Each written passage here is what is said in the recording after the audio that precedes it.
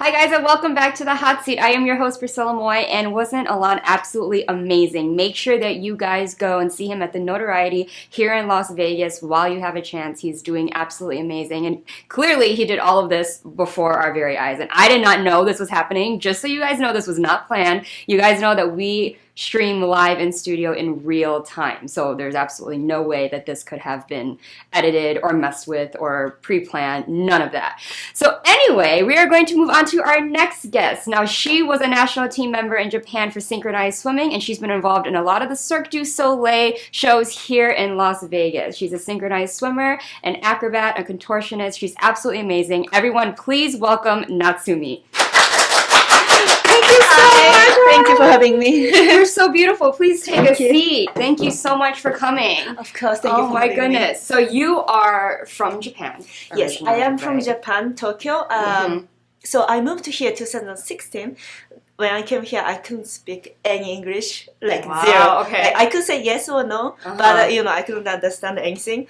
But yeah, so I learned by myself English. So my English is not perfect, so don't judge me. It does sound great to me. You haven't been here long, and you know, have not shown any sign that you don't know what's going on, that you can't speak, or that you're nervous. So I love that. Thank you. Absolutely amazing. So you've been an athlete your entire life. Yes. So I started synchronized swimming when I was 12, which is like it's too late to start synchronized swimming.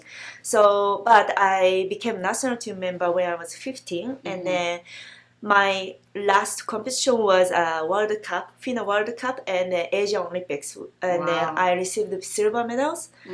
But I thought like the world medals are like very like special, or like everybody is dreaming about that, but like for me, when I received the medal, it was not like that. Oh, just a medal. And then plus I got a power harassment from head coach, so my mental was kind of broken. So that's why I quit. And then so after I quit, I got an offer from Reve, which is like that show closed already during pandemic, but it was at Wynn Hotel. I received the offer from Reve, and then so that's why it brought me here. I became a performer for that show. Amazing. Well, Reve is an amazing show. I know some of the people that were in it, and it was really highly disappointing that it was not going to come back. But that was amazing, though, that you kind of made that move and you accomplished so much in Japan, but you kind of stopped for yourself and kind of like for your mental health and doing all those things. A lot of people wouldn't, right? Like they just want to keep going. Because I know that you kind of had a dream to go to the Olympics after all of those things. Now, what introduced you to synchronized swimming? Why synchronized swimming? So, since I was born, my hip bone was not perfect. So, like only 50% covered. So, anytime like I cannot walk, like forever. So, that's why my parents always take me to the pool to build up muscle around here. So, that's why I always like water, like being in the pool. And then, so I think I was good at swimming. But I get kind of bored after that. So, and then found like a synchronized swimming, like Olympic on TV. And then like I asked my mom, and like, hey, I want to learn synchronized swimming. And then I started synchronized swimming. So you must be, because I understand the hip thing, because I kind of have that thing too. It doesn't cover all the way, and I was a gymnast for a while, so the impact really can be really hard for you. But with swimming, I can see you can use flexibility and kind of all the dance aspect. So did the flexibility and doing all this contortion stuff that you also do also come naturally to you? So probably like my hip is a little flexible than other people, a little bit, but nothing like special, nothing like contortionist. But yes, so when COVID hit, Las Vegas was kind of ghost town, like everything shut down. It was so quiet. And then that time I think about like, okay, maybe I need to change my career, not synchronized swimming, like to be like other things. And then I started trying myself like a contortion and the area. So that's why I'm a little better, flexible than before. Yeah, but that's amazing. You could do it by yourself. So you just have a natural talent to do all these things, and that's great. It helps that you were part of Cirque, too. You're around people that you see it all the time, and you're probably just like, oh my gosh, like I want to do that. I know, That's always amazing. Impressed. So after Le Reve, I know that you got an offer from O that's at the Bellagio. Did you perform in that show as well? Yes. Okay. I was performing for O as synchronized swimmer too. But I was, so I performed for O, but now I'm not performing anymore for that. So I created 2 shows in Las Vegas during pandemic. It's called Apero Show. That show closed already, and then like other show, it's called Particle Ink Speed of Dark. Last year we had the venue at what's called Art District downtown area. It was like immersive like show, and I was doing pole dance on bed. So I was jumping and spinning on bed. It was so fun. But yeah, that show was closed because like they want to try to move on the strip. It's not happened yet, but yeah. So do you have other shows in mind that you're doing, or are you planning to move those, just finding different residencies and locations? I'm not sure what they thinking, but I really hoping you know that show comes back because everybody loved it.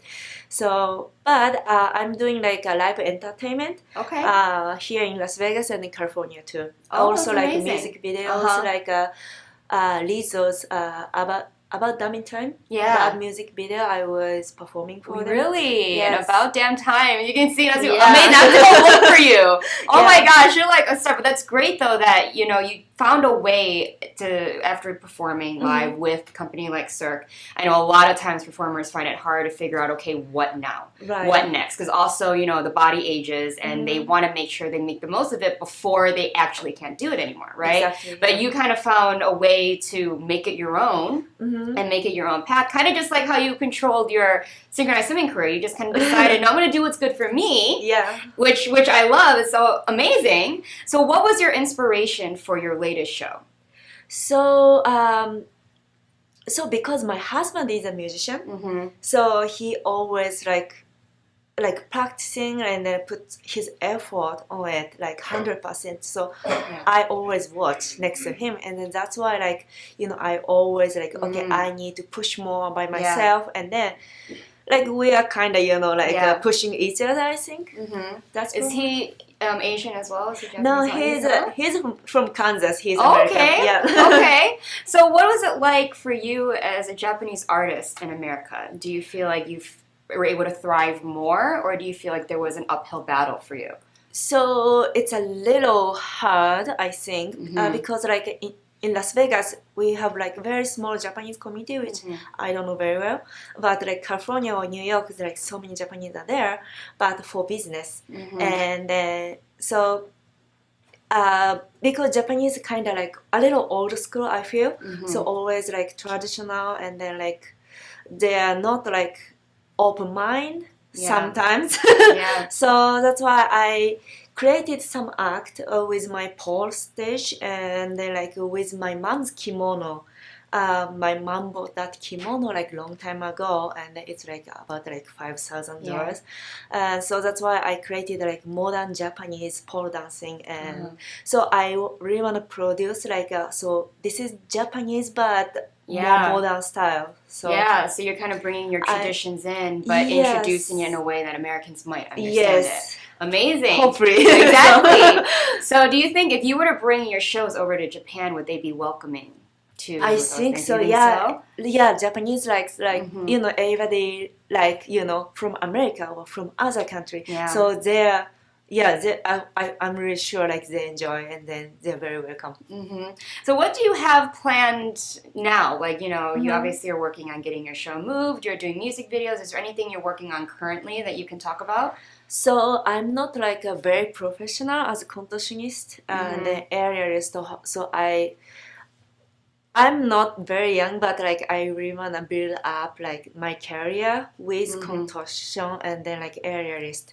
So I'm really hoping I can get a job with that, not synchronous swimming. So because I know there's a lot. Would you ever go back to Cirque? Because I know they have a lot of contortionists that they're from Mongolia. Yeah. Yeah, because I'm sure there's tons here in Las Vegas. It's finding the Yes. one that works for you, though. So if you guys have any shows that Natsumi could be a part of, like, I'm sure she's open to it. You know, she's fit, she's amazing, she's strong. And it's so great because every time I look you up online, you would have articles on the interviews that you've done. And there's these beautiful pictures of you, like, in motion, doing so many things. Like, you know, you look at your modeling, and then she's actually in action holding these amazing poses. Now, what do you do daily, apart from obviously practicing your craft, that you do to keep fit and keep those muscles really strong to do that? Yeah, so I think like for synchronous swimmer or like all artists in the world, like everybody is like dreaming to be a Cirque du Soleil or like performer in Las Vegas. Yeah. So you know, I really wanna be like the role model for them, like even only outside, you know. So that's why like I keep like training, like try to be better, you know, than yesterday. So every day, like I kind of want to grow up. Yeah, amazing, because you're super strong. So how did you get the attention of Cirque in Japan? Oh, in Japan, so Reve was not Cirque du Soleil. But like when I came here for my summer vacation when I was a university student, so they said like we have like one position of swimmer and then like do you want to audition? And then I auditioned their theater. Right after the audition, the CEO gave me the contract right there. So that's why I supposed to go to some Japanese company, but like I quick changed my mind and then like yes, I go. Absolutely. Yeah, because I hear a lot of those performers, like they were approached by the company to come perform in Las Vegas. You know, people from China, all over the world. So I always wondered how they happened to find you guys. Like that's, you guys probably just like are either very well known in your country or in your sport, and just absolutely amazing. Because I'm always so impressed. And then you meet these people and they're so humble, they're amazingly genuine, and their personality is great. But when you see them on stage perform, like in their character and doing these amazing things, it's like mind-blowing. So what moments as a performer in Las Vegas really stuck out to you? Is there any point where you're like, oh my god, like this is where I'm meant to be? Yeah, so I think like so it was not my dream to be a performer actually. So that's why it's like kind of good accident. So I was so lucky to be here, and I was so lucky to perform for Reve and Cirque du Soleil. Because all my friends, they're like performers or like entertainers. So that's why I always like see what they do, and then so that's why I always think like, oh, I wanna be like them, you know, like so that's why like my environment. It's like that. Yeah, so you're just inspired by the people around you. Like every day. Las Vegas brings a lot of people, and it's just a moment where you're like, oh my gosh, I'm what, like, they might be looking at me like that when I'm looking at them, like, amazed, you know? So, one final question. Is there a philosophy that you live by? Philosophy? Yes. Sorry, can you explain for me? Or like a motto, something that you, every day, like that's how you live your life. Kind of like either a saying, a term, an idea. Yes. So, so now because of my age, so I can't try something, you know, like other like career or like performance. So I really wanna do until, you know, like my body said no, you know. So I don't know when, but like now I'm teaching like pole dance area to kids and adults. So for the future, maybe I need to switch my career to teaching. But right now, I want to focus on my performance. So you live in the moment. Yes. That's you. She lives in the moment. She's doing what she can and, you know, and her way, which I love. And you just finding new things every day that you're inspired by. So you do teach, and you have it's called Artistic Swimming. You have a page on Instagram where you do teach, and you have volunteers come, right? Yeah, so I teach synchronized swimming too, but like, this is like, so I have like Instagram for synchronized swimmers, but like that is for everyone or for like coaches and the parents. So, you know, maybe it helps, and then like so many questions I get from the world, and then so I wanna, you know, just support them or like help them. So, but like I'm teaching Las Vegas, in Las Vegas, that is like, you know, flexibility, area or pole dance, like a little acrobat, like for kids and adult. So that is just for fun, like not like very serious. So, but for synchronized swimming, I just want to support everyone. So you like to give back and just be there for them. Yes, they're probably a big fan of yours. So where do you teach, in case the viewers might want to? Yes, so I'm teaching at Pole Fitness Studio. Oh, okay. This is like I think like Flamingo and Avril.